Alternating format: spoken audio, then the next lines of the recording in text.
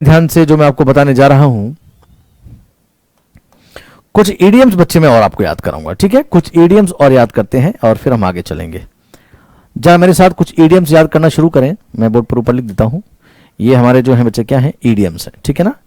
ये क्या है बच्चे, इडियम्स हैं।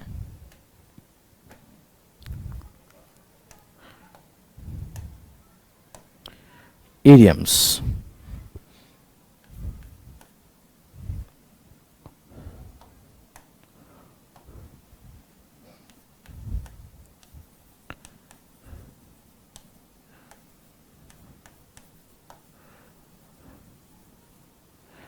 idioms and phrases, idioms and phrases, ठीक है? चलो कुछ idioms बच्चे मैं बोर्ड पर लिखता हूं, उसे अब याद करेंगे, देखेंगे, समझेंगे और आगे चलेंगे।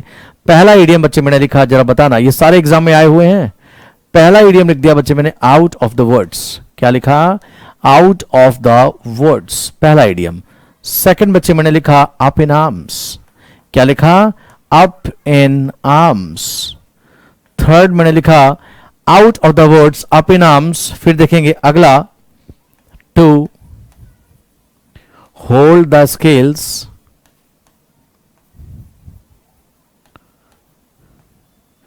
even, और अगला to hold the scales even, और अगला बच्चे मैंने कहा, देखिए ध्यान से, to play one's ace। next, to wrap up in cotton wool, to wrap up in cotton wool। next हम देखेंगे to wrap up in cotton wool, और अगला देखेंगे, मैंने कहा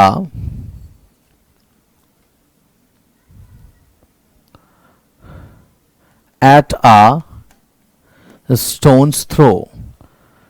idioms भी प्रिंटेड है अपने पास, बुक में लिखा हुआ, बट कुछ idioms में भी आपको पढ़ा रहा हूं। at a stone's throw, at a stone's throw। आप भी चीजों को लिखकर याद करेंगे बच्चे, ठीक है? फिर मैंने कहा at a stone's throw, और फिर मैंने कहा at a snail's pace, at a snail's pace, याद करेंगे, राइट? सेवेंथ हो गया बच्चे। एट देखें जो मैं आपको बताना चाह रहा हूं। चलिए अगला मैंने कहा blue eyed person, blue eyed, या यूं बोल दें आप, blue eyed person, blue eyed person. अगला बच्चे मैंने कहा, क्या कहा? Blockhead, blockhead. बहुत सारे होते हैं ब्लॉक हेड, राइट? चलो पहले इतनों को याद करते हैं, याद करते हैं, कोशिश करते हैं क्या मतलब है, देखते हैं। आउट ऑफ द वर्ड्स का मतलब क्या है बच्चे? चलो देखो, समझो और मुझे बताओ कि क्या आपको इन इडियम्स का मीनिंग आता है? क्या आप इन इडियम्स को समझते हो? क्या है ये, क्या है, और इन्हें हम कैसे यूज कर सकते हैं, कहां यूज होते हैं, ये मुझे जल्दी से बताएं और फिर हम आगे चलते हैं। क्विकली बच्चे जल्दी से बताएं मुझे, क्या हो सकता है इनका मीनिंग, कैसे इन्हें हम यूज करेंगे?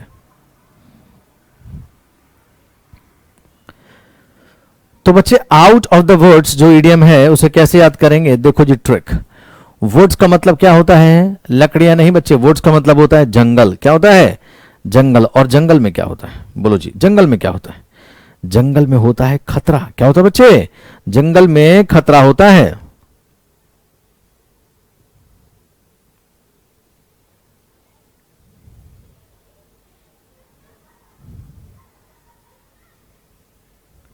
जल्दी से बताएं।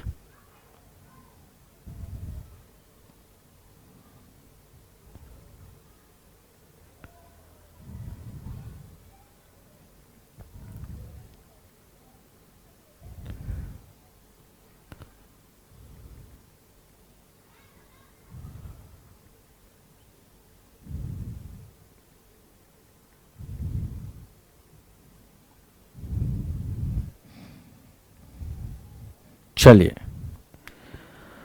तो बच्चे जंगल में खतरा होता है। अगर कोई जंगल से बाहर आ जाए तो जाहिर सी बात हो खतरे से बाहर आ गया। अगर वो जंगल से बाहर आ गया तो इसका मतलब है कि वो खतरे के बाहर आ गया, यानी इसका मतलब क्या हो जाएगा? Out of danger. क्या बच्चे? Out of danger. अगला क्या लिखा है? Up in arms. इसका क्या मतलब होता है बच्चे? आर्म्स का मतलब होता है क्या? वेपन्स, है ना, हथियार जो होते हैं। अगर हथियार लेकर आप ऊपर पहुंच जाएं तो आपको पता होगा जब पहले लड़ाइयां हुआ करती थी, युद्ध हुआ करते थे, तो कैसे, ऐसे ही तो होता था। जैसे ही देखा कि भाई शत्रुओं की सेना आ रही है तो आप तुरंत हथियार लेकर किले के ऊपर पहुंच गए किलाबंदी करने के लिए, राइट। तो अगर आप हथियार लेकर ऊपर पहुंच जाते हैं तो now you are up in arms, इसका मतलब है you are ready to fight. या आप यूं समझ लें, ये बात लड़के ऐसे भी समझ सकते हैं कि लड़के जब भी लड़के आते हैं या जब उनकी लड़ाई होने वाली होती है तो क्या करते हैं, तुरंत अप इन आर्म्स करते हैं, अप इन आर्म्स करते हैं। अप इन आर्म्स करने का मतलब क्या, ऐसे हाथ ऊपर करके लड़ने को तैयार हो जाते हैं। तो अप इन आर्म्स का मतलब क्या होता है, ready to fight, ready to fight. Up in arms का मतलब क्या है बच्चे, रेडी टू फाइट है। Did I make it clear, ready to fight, लड़ने को तैयार, रेडी टू फाइट। बोलो जी, बात समझ आ रही है। अगला क्या है, to hold the scales even. जरा बताओ भाई, to hold the scales even क्या कहते हैं आप, to hold the scales even क्या मतलब होगा इसका, to hold the scales even का क्या लगता है आपको।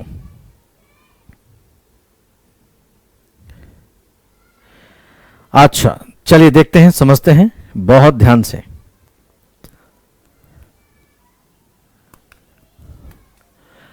होल्ड का मतलब पकड़ना होता है, स्केल्स का मतलब बच्चे यहां तराजू होता है, वो वेट होता है जिससे हम चीजों को वे करते हैं, तोलते हैं, है ना। आपने होल्ड मतलब पकड़ा है, किसे पकड़ा है, तराजू को पकड़ा है। इवन का मतलब बराबर। सोचने वाली बात है। आप बच्चे ये बात अच्छी तरह जानते हैं कि तराजू जैसी चीज को, वेट जैसी चीज को अगर आपने बराबर नहीं पकड़ा, थोड़ा सा इधर उधर अगर हो जाता है तो किसी को ज्यादा और किसी को कम मिल जाता है, राइट। किसी को ज्यादा और किसी को कम मिल जाता है। तो whenever you hold the scales even, इसका मतलब है कि तुम तो बराबर पकड़ते हो, ना उसे ज्यादा देते हो ना इसे कम देते हो, ना किसी को ज्यादा आपने दिया ना किसी को कम दिया, तुमने स्केल्स को बराबर पकड़ा, सम पकड़ा। इसका मतलब तुमने क्या किया भाई, तुमने तो ईमानदारी का बर्ताव किया ना, है ना। Whenever you hold the scales even, इसका मतलब क्या होता है बच्चे, इसका मतलब होता है to behave honestly, to behave honestly, ईमानदारी का व्यवहार करना, to behave honestly। ठीक है बच्चे, रटना नहीं, रटना नहीं। जिस लॉजिक के साथ आप ग्रामर पढ़ रहे हो वैसे ही आप पढ़ेंगे क्या, अपना vocab पार्ट भी, ठीक है। अगला, to play one's ace, to play one's ace, what does that mean, to play one's ace, what does that mean। देखो ध्यान से मैं क्या बता रहा हूं। to play one's ace का मतलब बच्चे, यहां ace का क्या मतलब होता है आपको पता है, प्लेइंग कार्ड में सबसे बड़ा कार्ड होता है ना, इक्का बोलते हैं उसे। और तुमने क्या किया, प्ले मतलब खेल दिया, वंस मतलब अपने पास जो तुम्हारे पास था एक का इक्का खेल दिया। प्लेइंग कार्ड में अगर कोई प्लेयर, अगर कोई खेलने वाला इक्का फेंक देता है, इक्का खेल देता है, इक्का दिखा देता है, इक्के बाजी में इक्का चल देता है, तो इसका मतलब क्या है भाई, इक्के से बड़ा तो कोई कार्ड होता नहीं, इक्के से बड़ा तो कोई कार्ड होता नहीं। और अगर तुमने इक्का भी चल दिया तो जाहिर सी बात है कि तुमने क्या किया, तुमने अपने हिसाब से, अपने लेवल का सबसे बड़ा दांव खेल दिया। और अगर तुम अब जीत गए तो जीत गए, वरना इसके बाद तुम जीत भी नहीं सकते। यानी ये तुम्हारी चाल का अंतिम दांव है, यानी तुमने ये अंतिम दांव भी खेल दिया। इसका मतलब होता है कि सबसे बड़ा और अंतिम दांव खेल देना, राइट। यानी अंतिम और भरसक प्रयास कर लेना, to give one's last and best effort बोल सकते हैं या शॉट बोल सकते हैं, ठीक है जी। क्या मैंने कहा, to give one's last and best shot और एफर्ट, कोई दिक्कत तो नहीं। अगला देखो बच्चे, जरा देखो और मुझे बताओ। और हाँ, these idioms have been asked in the examinations, right। ये ऐसे ही बच्चे, मैं आपको याद नहीं करा रहा, ये किसी न किसी एग्जामिनेशन में आए हुए हैं बच्चे, ध्यान रखें। ये वर्ड्स जो वन वर्ड मैंने आपको कराए, जो इडियम्स करा रहा हूं और जो ट्रिक के साथ मैंने वर्ड्स कराए थे, ये सारे के सारे किसी ना किसी एग्जामिनेशन में आए हुए हैं बच्चे, ध्यान रखें। इस चीज का बड़ा ध्यान रखना है, right. To wrap up in cotton wool क्या होता है, रैप अप का मतलब बच्चे होता है क्या, लपेटना। आपने लपेटा, किसमें लपेटा, इन कॉटन वुल। कॉटन कितना सॉफ्ट होता है बच्चे, कॉटन कितना सॉफ्ट होता है। तो इसमें अगर आप किसी चीज को लपेटोगे तो जाहिर सी बात वो चीज भी बहुत सॉफ्ट होगी, है ना, बहुत नाजुक होगी, उसके गिरने टूटने का डर होगा। इसीलिए आप उसे लपेट कर कॉटन में रखते हो, कॉटन में लपेट कर रखते हो, ताकि वो चीज गिरे और टूटे नहीं, राइट, है ना। क्यों रखते हो, क्योंकि वो सुरक्षित रहे, ताकि वो सुरक्षित रहे। तो जब भी आप किसी चीज को, किसी व्यक्ति को कॉटन वुल में रैप अप करते हो, लपेटते हो, तो इसका मतलब होता है क्या, इसका मतलब है सुरक्षा देना, सुरक्षित रखना। इसका मतलब है टू प्रोटेक्ट, टू प्रोटेक्ट। और बच्चे एक बात ध्यान रखें, जहां भी मैं टू करके लिख रहा हूं वो सारे इडियम्स वर्ब की तरह यूज होते हैं। जैसे आउट ऑफ डेंजर बच्चे एडजेक्टिव की तरह यूज होगा, रेडी टू फाइट एडजेक्टिव की तरह यूज होगा, लेकिन to behave, to give, to protect, ये इडियम्स टू होल्ड, टू, ये सब जो है ना वर्ब की तरह यूज होंगे। अगला क्या लिखा है? At a stone's throw. क्या लिखा बच्चे? At a stone's throw. बताओ जी जरा ये क्या होगा? एट अ स्टोन्स थ्रो क्या होता है और क्या होगा? At a stone's throw, at a stone's throw, what do you say guys? At a stone's throw, भाई एक पत्थर ले लो और उसे तुम फेंको। भला एक पत्थर तुम हो या मैं हूं, कितनी दूर फेंक सकते हैं? कितनी दूर फेंक सकते हैं? हाँ, मेरे ख्याल से बहुत ज्यादा दूर तो आप नहीं फेंक सकते। बहुत ज्यादा होगा तो 1, 2, 4 या 5 किलोमीटर्स, इससे ज्यादा दूर तो शायद आप नहीं फेंक सकते। और ये भी शायद मैंने बहुत ज्यादा बोल दिया है ना, ये भी शायद मैंने बहुत ज्यादा बोल दिया। या सुनो, इतनी दूर भी कौन, इतना इतना कोई पावरफुल नहीं होता कि इतनी दूर किसी पत्थर को फेंक दे। तो यहीं से ये इडियम डिराइव किया जा रहा है। अगर मैं कहूं कि your house is at a stone's throw, पत्थर बहुत दूर नहीं जाता, कहीं आसपास ही गिर जाएगा। तो if I say your house is at a stone's throw, इसका मतलब है कि तुम्हारा घर पास में ही है। मैंने यूं पत्थर फेंका, जितनी दूर पत्थर जाएगा उतनी ही दूरी पर तुम्हारा घर है। और पत्थर ज्यादा दूर जाता नहीं, इसलिए घर ज्यादा दूर होगा नहीं। तो whenever I say I will be at your place in a moment because your house is at a stone's throw, at a stone's throw का मतलब होता है नियर बाय। क्या बच्चे? नियर बाय, ये बोल दो, और at a short distance, at a short distance, at a short distance। बोलो जी, मेरी बात समझ आई? yes or no? at a snail space, बच्चे स्नेल क्या होता है आपको पता है? एक छोटा सा कीड़े जैसा होता है बच्चे, घोंगा बोलते हैं इसे। और ये पेस का मतलब इसकी स्पीड, आपने देखा होगा बहुत स्लो चलता है, धीरे धीरे चलता है, अक्सर बरसात के मौसम में बाहर आता है। एट अ स्नेल स्पेस, है ना? एट अ स्नेल स्पेस का मतलब क्या? कि स्नेल की गति पर। और आपको पता है कि स्नेल बहुत स्लो चलता है, उसकी गति क्या है? बहुत स्लो है। तो whenever you do something at a snail space, अगर तुम कुछ स्नेल की पेस पर करते हो, स्नेल की गति से करते हो, इसका मतलब है कि तुम उसे बहुत स्लो करते हो। whenever you do something at a snail space, तो इसका मतलब होता है कि किसी चीज को बहुत धीरे, बहुत धीमी गति में करना। Did I make it clear? Right. तो एट अ स्नेल स्पेस का मतलब होता है एट अ वेरी स्लो, या वेरी स्लोली लिख दो चुपचाप, वेरी स्लोली, वेरी स्लोली। बोलो जी, बात समझ आ रही? Very slowly. Blue eyed person, बताओ जी बताओ, ब्लू आइड पर्सन क्या होता है? गाइज आज हमने वन वर्ड देखे, आज हमने इडियम्स देखे, कुछ निमोनिक ट्रिक से वर्ड्स याद किए, राइट? हर एक चीज को बहुत ध्यान से देखना समझना है बच्चे। हाँ, फिर मैं कुछ दिनों बाद आपको एंटोनिम सिनोनिम याद कराऊंगा पैराग्राफ में, वो भी पैराग्राफ में, कुछ और निमोनिक ट्रिक्स, कुछ और वर्ड्स, ये सारी चीजें बच्चे जो मैं आपको दूंगा वो आप देखेंगे। ब्लू आइड पर्सन क्या होता है? ध्यान से देखो, ब्लू आइड पर्सन, भाई मैं हूं या आप हो, जिसकी आंखें ब्लू होती हैं उसे दुनिया देखती है। ब्लू आईज वाले बहुत कम लोग मिलते हैं, नीली आंखों वाले लोग बहुत कम होते हैं, और जिसकी आंखें नीली होती हैं उसे दुनिया जानती है, right? For example Aishwarya Rai, और ऐश्वर्या राय की आंखें नीली हैं और शायद सारे उसे लाइक करते हैं, सभी के वो फेवरेट है, राइट? तो if I say Tom is blue eyed person in my office, इसका मतलब क्या है? इसका मतलब है फेवरेट। क्या बच्चे? Favourite person. फेवरेट की दो स्पेलिंग होती हैं, दो स्पेलिंग होती हैं, ओ यू भी लिखते हैं कुछ लोग, FAVOU या FAVO। ओ यू ब्रिटिश है और विदाउट यू, ओ जो लिखा होता है सिर्फ ओ, FAVORITE, वो हमारा अमेरिकन होता है, अ फेवरेट पर्सन। ठीक है, ऐसा व्यक्ति जिसे सारे लाइक करते हैं। अगला, ब्लॉक हेड। ब्लॉक हेड ये क्या होता है बच्चे? जिसका हेड ही ब्लॉक हो, जिसका हेड ही ब्लॉक हो, समझना, जिसका हेड ही ब्लॉक है, इसका मतलब है कि उसके दिमाग में ना कुछ जा सकता है और ना वहां से कुछ आ सकता है।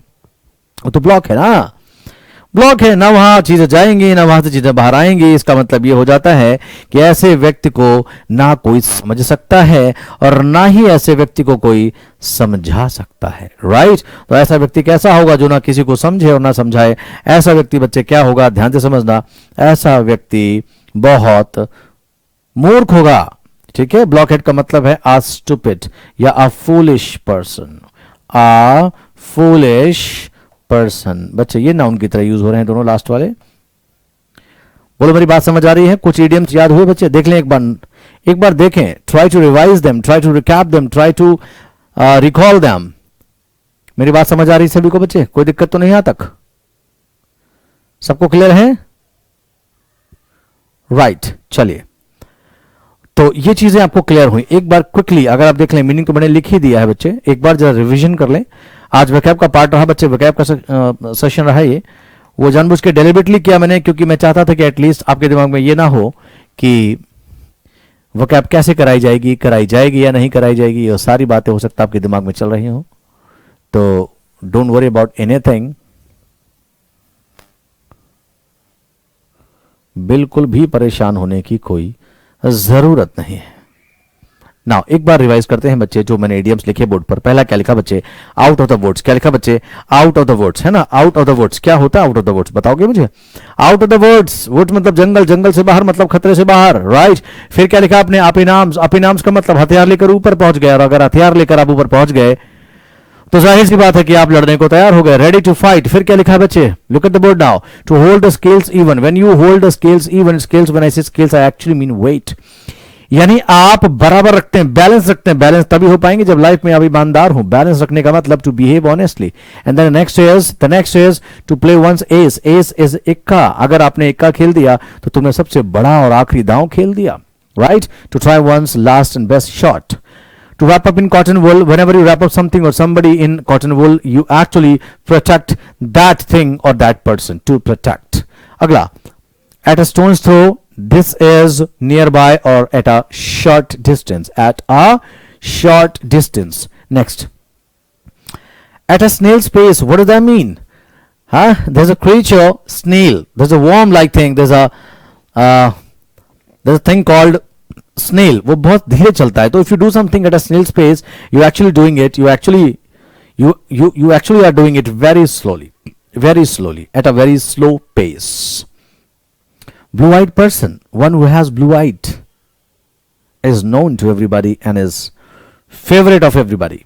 So if I say you are a blue-eyed person, you are actually favorite of everybody in the place around. Blockhead, when I say blockhead is the person who does not understand anything and who cannot make others understand anything. So whenever I say blockhead, he is a blockhead, he is a foolish or he is a stupid person. He is a foolish or he is a stupid person. Did I make it clear बच्चे? मेरी बात समझ आई? तो आपको ये vocab की चीजें समझ में आई, आपने कुछ इडियम्स याद किए, कुछ वर्ड्स याद किए, ये सारी चीजें आपने देखी, समझी। आई होप ये चीजें आपको समझ आई होंगी, ठीक है ना। आपका होमवर्क रहेगा बच्चे, वर्ड्स जो लिखे हैं वो लिखे हुए हैं आपके पास, ठीक है। कुछ और चीजें बिल्कुल करेंगे और मैं आपको कराऊंगा, बताऊंगा कैसे क्या करना है। आज के लिए बच्चे इतना काफी होगा। नेक्स्ट में फिर मैं आपको थोड़ी सी और वकैब और फिर मैं थोड़ा सा जो है ना ग्रामर को धीरे धीरे लेकर चलता हूँ, ठीक है ना। अराउंड मैं टाइम को जो है देखते हुए डिस्ट्रीब्यूट कर लूंगा, कभी पूरी ग्रामर हो जाएगी तो कभी पूरा वकैब हो जाएगा, that is how. And after some classes, after few classes I will start comprehension part as well, right guys. Till then, till the next class, stay safe, stay healthy. Catch you guys in the next class. Bye bye, take care, stay safe, stay healthy, work hard guys. Bye bye and take care.